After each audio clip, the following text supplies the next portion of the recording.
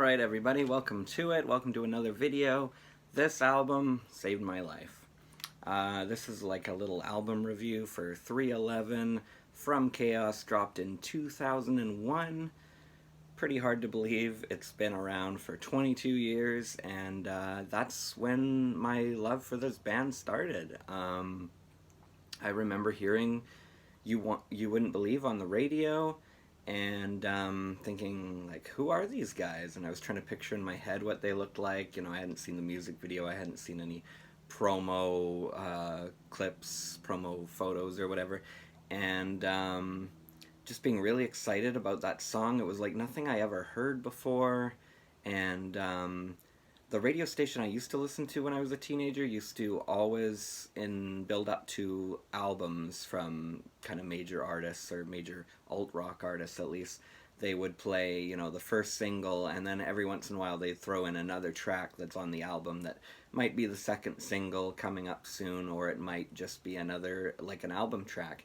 And the one they played after, you know, half the time, or maybe a third of the time, is they'd throw From Chaos, the title track from the record, in afterwards. And I thought, oh my god, when this album drops, like, I gotta go get this album. And little did I know they would change my perception of music and rock music. And when I was a teenager, I listened to a lot of Canadian rock, and I have said this before on the channel, and a lot of the you know, the kind of flash in the pan post-grunge bands, which, you know, I still love too, to this day. And I was getting into Incubus right before 311, which makes a lot of sense because they shared a lot of the same fans for a number of years, probably because they toured together, and because of the mutual love that both bands had for one another, even though their sounds were quite different. They, you know, they were from the same scene essentially, but, you know, 311 did the rap rock and the reggae type stuff, whereas Incubus were kind of the, well, they started out as kind of funk metal, but then they were kind of an alternative rock group, I would say, especially by this point. So yeah, suffice to say, I went out and bought the album as soon as I could.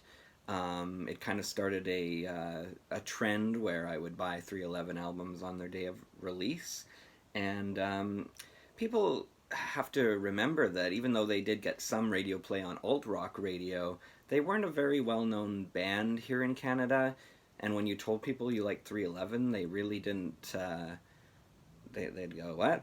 Like, you know, they'd think about the convenience store 7-Eleven or something, and you go, no, they've had hits on the radio, like Down and All Mixed Up. And You Wouldn't Believe was the first song I knowingly heard by 311, but, you know, I would have heard other 311 songs on the radio in the late 90s, because I know they were playing Beautiful Disaster, they were definitely playing All Mixed Up. I remember hearing Transistor, and it was just so alien to me, that song. I thought it was a remix of a 311 song, or a remix of a song by some 311 members. I don't know. I didn't know all the music facts when I was a kid. I just liked songs I heard, and I remember trying to Google some lyrics from that very song, probably around the time this album dropped, actually, and I had no idea what they were saying in that song. I was like, and I was like, everything that rhymed with, like, hola or Allah, like, I couldn't comprehend. For some reason, I was not a lyrics guy. I had no idea what they were saying, and thankfully when I got a computer and could Google the lyrics, but I would figure it out. But man, it was like an epiphany when I finally, I guess I got the album and got the liner notes with it or something, and I'm like, oh, that's what they're saying? What the... and that became one of my favorite songs and albums ever. But back to this one, like, you know, buying this day of release, or at least week of release. I'm not sure if I knew that album release day was Tuesdays back then. Of course, now it's Friday, to really date myself. But it used to be albums would come out on Tuesday, which was pretty crazy. You'd be a couple days into school, and then you'd have to bus down to the mall, or if anyone knows A&B Sound, bus down there and buy the album on release day. Or hoping that they got the shipment on time, because, again, up here in Canada, we don't always get the albums the same day. Now we do, in the age of the internet and everything, and obviously the internet was around back then, but things were always slow to come in. And I just remember getting it home and going, wow, it's a bunch of white guys and a Mexican. Like I didn't know, like I had no idea what these guys looked like, and flipping through like the liner notes and everything, and but just being so impressed with the tight musicianship and the this album's amazingly produced, and it comes off the strength of Soundsystem, which has an amazing crisp production to it. And this one, I remember in the bonus features on the enhanced CD, they talked about doing car checks, so they would record a song or mix it down a little bit more and then go into the car and see if it was really bumping. And you can tell it's kind of like the party album, and I think fans for the most part really like this record, and people that like the rap rock, it's kind of the end of that era for a little while. But some fans think that they might have been resting on their laurels a little bit too much because it's not as experimental as the albums that came before. Like, people forget Grassroots came out, and jumping an album ahead or a couple albums ahead, Transistor was extremely experimental, and Soundsystem had quite a few experiments on it too. And here it's kind of the 311 doing that tried and true sound, and it's kind of a record made to take live on the road. Like, these songs would have sounded incredible live, especially back then when the band was quite young still. I think they were all about turning 30 by this point. And You Get Worked and Sick Tight are two of the hypest songs you could ever imagine, and it was really fun on Stream System a couple years ago to see them revisit those songs, because I don't think those songs get put in the set list as much anymore. I know You Get Worked doesn't, because Mr. Nick Hexum does not like that song. It's one of my favorite openers from the band, I have to say, so I disagree. I feel like maybe some of the other members like it, I hope, because I think it's one of their best accomplishments, and it is one of their best openers. It gives Homebrew and Transistor, the title track from Transistor, a run for its money. Amazing openers. I mean, this band always had amazing openers up till about, Evolver, which up to and including Evolver, and a lot of the newer records have, they follow suit. I mean, the band hasn't faltered now that they're in their more golden years, to quote Mr. Bowie. But yeah, You Get Worked is such a hype song, and I love the lyric, what gives are you after me, breaking me down, would you let me be? I won't be having none of your mind control, it ain't gonna work on me no more. And you can like shout along with it and get really hyped, and that's what I want to say, is the positivity, because in '01 every kid was listening to Linkin Park, and which is an amazing band, and Limp Bizkit, and Linkin Park.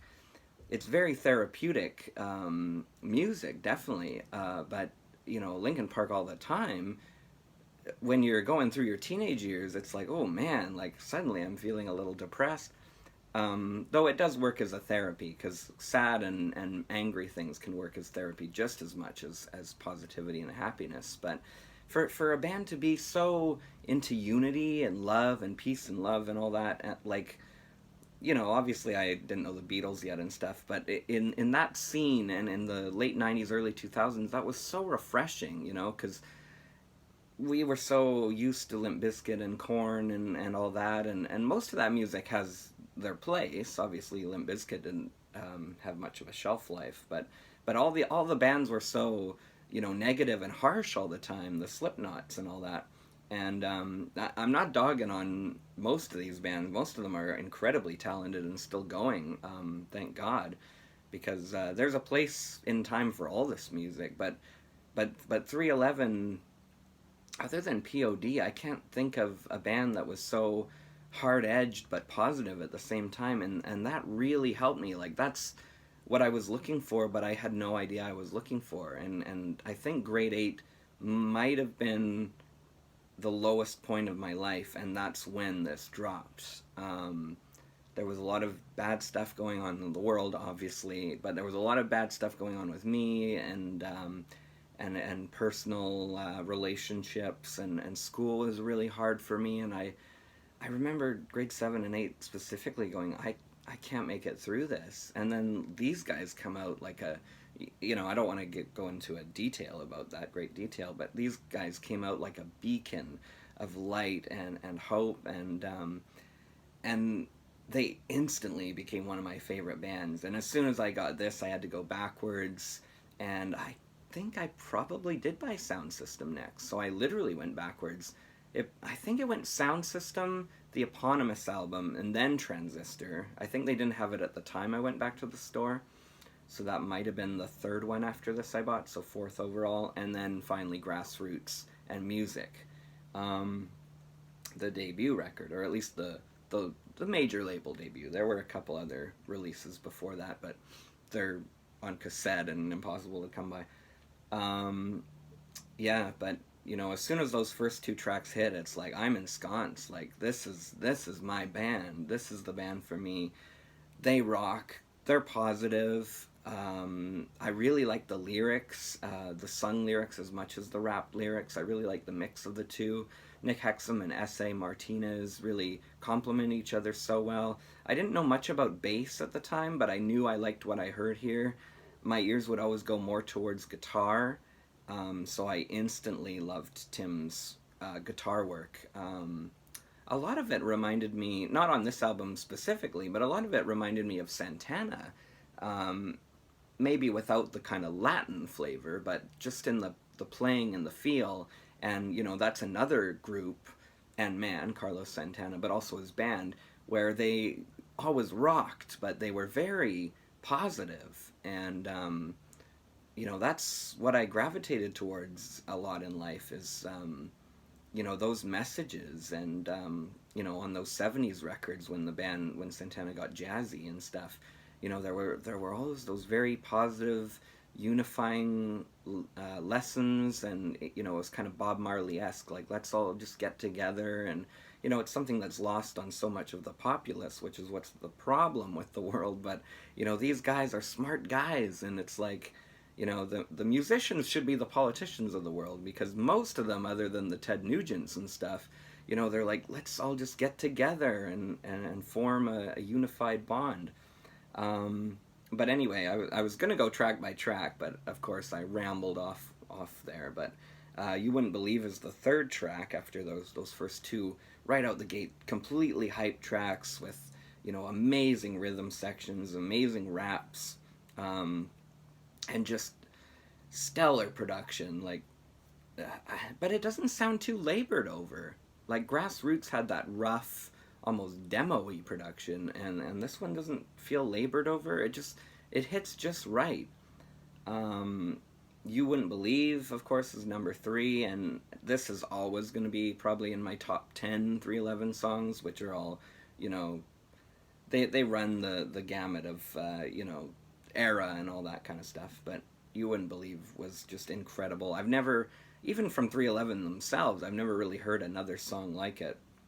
Then you get to Full Ride, which has that great breakdown and has probably the most bravado in it, which kind of harkens back to a lot of the stuff on the eponymous record. And there's definitely time for that. I mean, that's what rap's all about, right? And they do a really good job. They're really convincing. It's extremely catchy. The bass work is absolutely out of this world.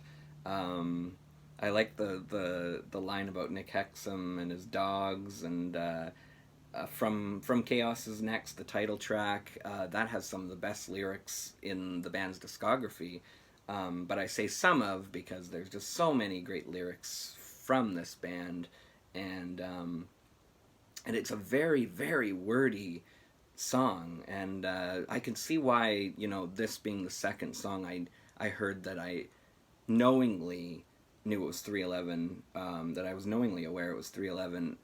I can see why that was the song where, You Wouldn't Believe knocked me off my socks, and then it's like, oh, let's hear an album track that may or may not be the second single. Spoiler, it wasn't. And that made me, I can't wait till this comes out, I gotta run out and get this record. That also remains one of my favorites. And then you have I Told Myself. Here's the vinyl, by the way. You have I Told Myself as track 6. 7 on the CD, and the first song on the B-side, if you flip over for the record, is Champagne. those two, I told myself in Champagne, I mean, we're getting deeper in, and this is where some albums start to fall off or lose their luster. These are amazing songs, just as good as everything that came before it. Champagne should have been a fourth single, though. I think that because Amber was so late in the game, it was the third single, and it was one of, or maybe the biggest song the band had done. Like, obviously, Down was absolutely huge in '96, about a year after that album came out, and oddly enough, it was the third single too. But then Amber had crossover appeal, and you'd be listening to Top 40 radio, and they'd play it, and all the Top 40 kids in that were like, "Who's this? Like, you know, we like this song, but who are these guys?" And the alt rock radio fandom were like, "Oh yeah, we know these guys." And you know, for some people, that's kind of the sellout song, but it's an amazing, beautiful track, and you know, it got overplayed there. But you know, now listening to it in 2023, like it holds up as good or better than some of the other material here. Though, again, there's not a weak link. So, but yeah, Champagne should have been a fourth single. I think they could have capitalized, and it's an amazing song, but it's also kind of chill like Amber. It's probably what a lot of the radio listeners were looking for, and I think it's also, I keep saying this, but it's one of their best songs, and there's so much replay value there, and I play it out of context of the record too, and just absolutely love it, especially on a nice, glorious day like today. On the flip side, Hostile Apostle is one of the kind of darker songs, but it's kind of more of a cautionary tale, and just the tone of the song and the guitar, it almost sounds like robotic or something, but like it just has such a tone on it. And Nick's vocals, like, this is one, I think maybe this is his vocal peak, because Evolver he's singing more melodically, and that one I would definitely put up there too. I'm not sure about the last track as much as I love it, but yeah, like the vocals here are so unique, and you know, there's never been another singer like Nick Hexum, and obviously his voice has aged now these days, and but I like a lot of the studio stuff he still does. I think that live these guys have kind of lost their voices, and they are getting old, so but it would still be a dream. Like, I've never seen 311 live, and I was supposed to, and then COVID happened, and then was I supposed to go to Seattle to see them? And then when the restrictions were lifted, I was supposed to go to 311 Day, and then Canada's restrictions were different than the States. But so anyway, but yeah, like even now in their kind of, again, golden years, I would love to see them live.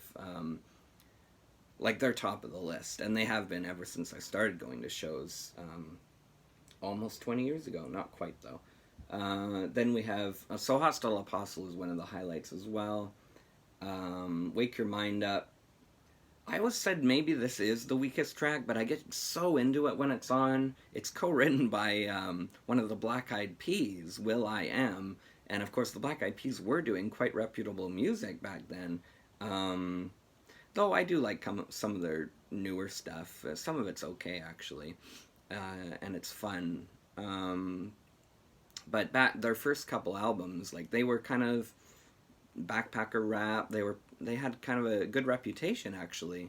And then as soon as they put out that Justin Timberlake Fergie song, people were like, "Oh, they sold out," or whatever. And some of those songs are okay too, but once you get to I Got a Feeling, it's like, oh my god, this is horrible, disposable music. Horrible. Some of the worst music ever. How did it go so wrong so fast? But yeah, he co-wrote this with them, and I don't think 311 co-wrote with a lot of people back then. I think they kind of started to, I could be wrong, around the Mosaic era, and definitely for the latest album, still the latest album, Stereolithic, which is going back a few years already.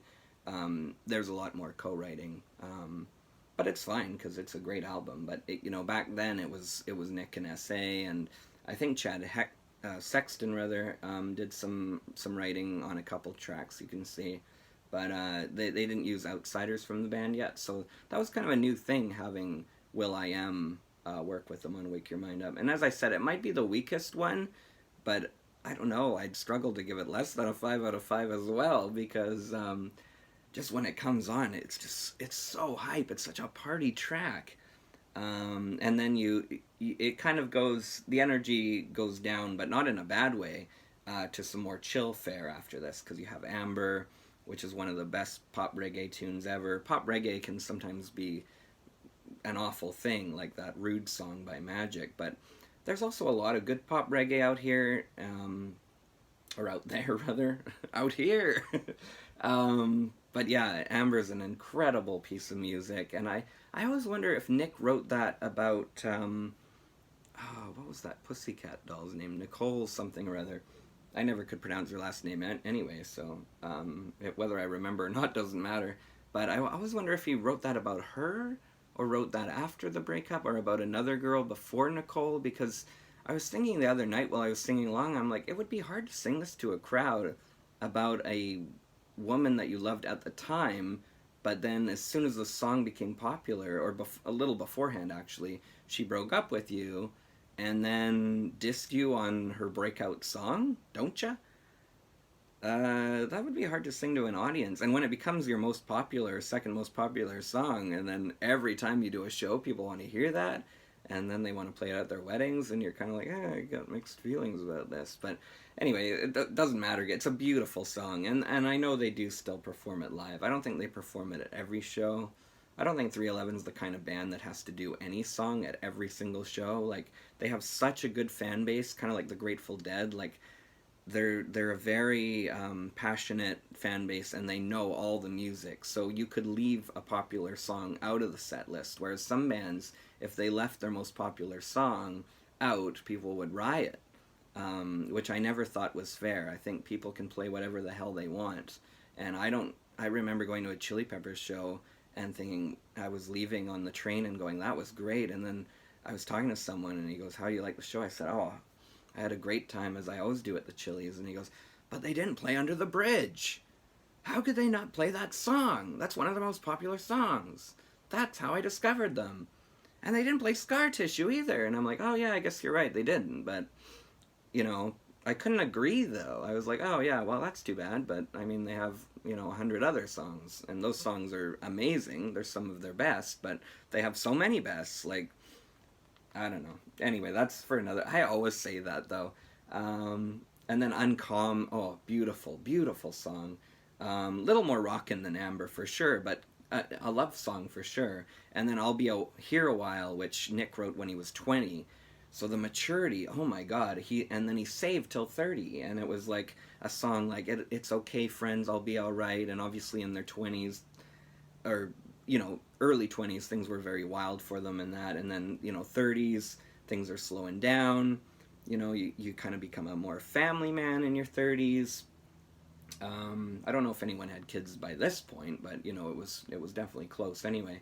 But it's just such a positive end, and this became the second single in the end, even though I thought From Chaos would become the second single, but that wasn't always the case with the FM station I mentioned earlier. But I'll Be Here a While became the second single, and even though it wasn't a huge juggernaut song like Amber, I do remember it getting a lot of play on alt-rock radio, and it sounded so different and refreshing, again, like all 311 work did, but just in comparison to, because they'd play Nickelback, what was the one in '01 that was big, How You Remind Me, or Too Bad, or whatever, and then they'd play I'll Be Here a While, would follow that up, and it would be like, whoa, and then the next song would be like, what else was popular in '01, like Limp Bizkit, Rollin' or something like that, and it was just such a breath of fresh air, and it's a repetitious song in a sense, but it's very well written, and the verses are quite short. They don't really hang on it. It's more about the hook and that, but it's such a refreshing, like I said, to repeat myself, positive song, and it's fast. It's got such a nice drive to it, like. But anyway, it's an incredible, incredible album. It's, when you're a music lover, you can't say, oh, it's one of my favorite albums of all time, because you have like 50 to 100, but, it's definitely one of my perfect albums. Like, I think it's perfect, and I love it so. So yeah, maybe I'll do some more 311 reviews and album reviews in general. Obviously, I mostly was doing ranking videos on this channel, and I definitely have a lot more bands that I wanted to cover.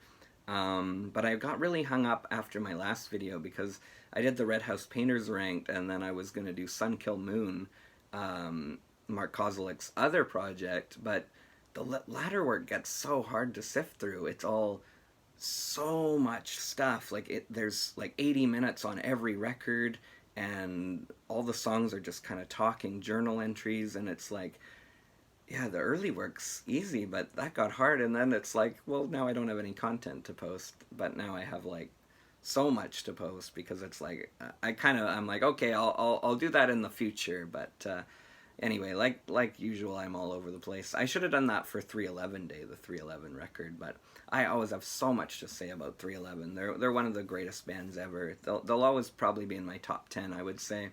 Um, though even that's really hard, isn't it? Anyway, please tell me, what was your first 311 album? What are your favorite songs by 311? I know if someone asked me to do my top 15 or so, I'm sure like 5 or 6 from that record would make it in. Though I'm thinking you have Grassroots and Soundsystem and all that, so but definitely like 3 or 4 from Chaos would be in there, and it would be impossible. Like picking your favorite children, if your favorite children were 101 Dalmatians. If you had that many kids. So thanks so much for watching, everyone. If the weather's as nice there as it is here right now, go out and enjoy the sunshine, see your friends, and just spread peace and love and positivity like 311 say. 311 is down for the unity. See you in the next video, everybody, and yeah, thank you so much for watching. Adios.